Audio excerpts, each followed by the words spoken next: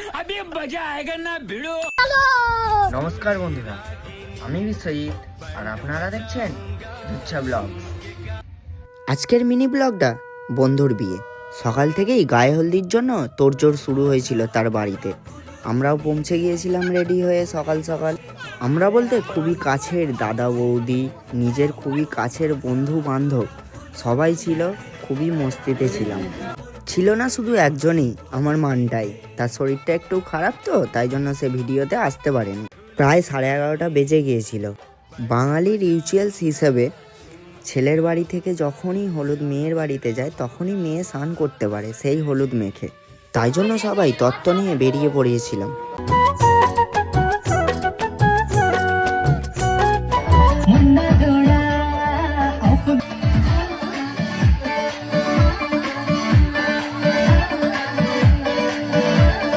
হলুদ মেয়ের বাড়িতে পাঠানোর পর চলে এসেছিলাম আমরা ফটোশ্যুট করতে।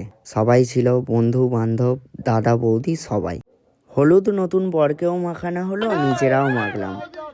ফটো সেশনও হলো, মজও হলো, মস্তি হলো। এবার পালা স্নান করানোর ছেলেকে।